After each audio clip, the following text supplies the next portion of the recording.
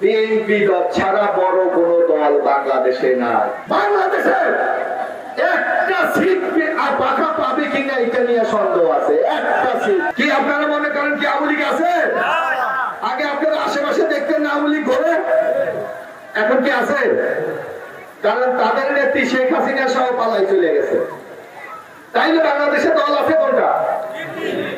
BNP দল ছাড়া বড় কোন দল বাংলাদেশে নাই। আগামী দিনে যদি আমরা ক্ষমতায় যাই ইনশাআল্লাহ আমাদের নেতা হবে, আমাদের প্রধানমন্ত্রী হবেন জনাব তারেক রহমান। কারণ আপনারা জানেন খালেদা জিয়া বয়স 80 বছর, উনি অসুস্থ, উনি এমপি ইলেকশন করবেন, আমাদেরকে উনি নেতৃত্ব দেবেন, কিন্তু উনি আগামী দিনে প্রাইম মিনিস্টার হবে, আমাদের প্রধানমন্ত্রী হবে না। প্রধানমন্ত্রী হবে জনাব তারেক রহমান।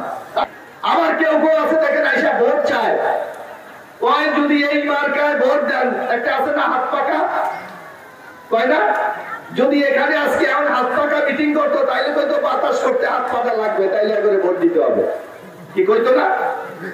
কিন্তু আপনারা কি বিশ্বাস করেন কলাপাড়া যদি ইনশাআল্লাহ আগামী ফেব্রুয়ারি মাসে ইলেকশন হয় তাহলে হাত পাকা কি জিততে পারবে? কি বিশ্বাস করেন জিততে পারবে? তাহলে জিতবে কারা? ইনশাআল্লাহ ধানের শীষ। তো ধানের শীষ যদি জয়যুক্ত হয় আর বাংলাদেশের রাষ্ট্র ক্ষমতায় কে যাবে? তো বিএনপি যদি রাষ্ট্র ক্ষমতায় যায় আর আপনি যদি আপনার এই এমপি ওই সরকারে না দিতে পারেন, তাইলে যে দাবিগুলো আপনাদের আগামী দিনে রাস্তা লাগবে, কালভার্ট লাগবে, স্কুল লাগবে, আপনাদের বিধবা ভাতা লাগবে, বয়স্ক ভাতা লাগবে, জেলে ভাতা লাগবে, আপনাদের ব্রিজ লাগবে, সেইগুলি কি বানানো সম্ভব? এইটা তো আমরা সহজ হিসাবে বুঝি না?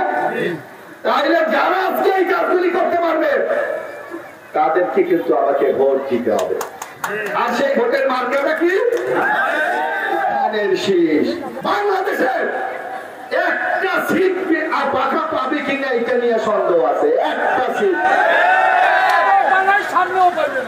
যদি ওনারা একটা সিট না পায় তাহলে উন্নয়ন করবে কেমনে? মানুষের সেবা করবে কেমনে?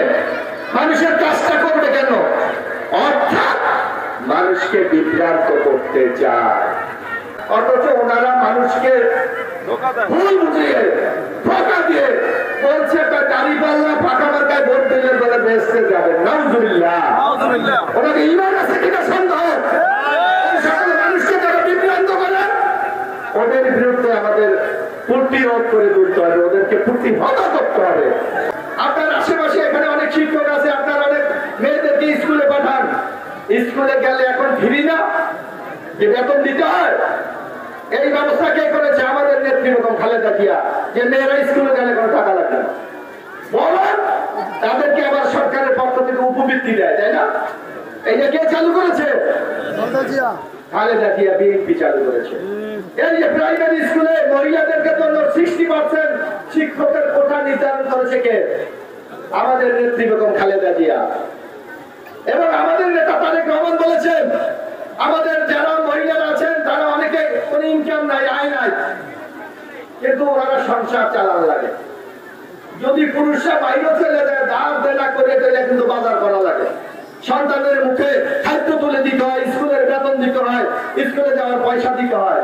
তাই তারেক রহমান বলেছে আগামীতে যদি আমরা ক্ষমতায় যাই প্রত্যেক পরিবারের জন্য একটা করে আমরা ফ্যামিলি কার্ড দেবো। Family card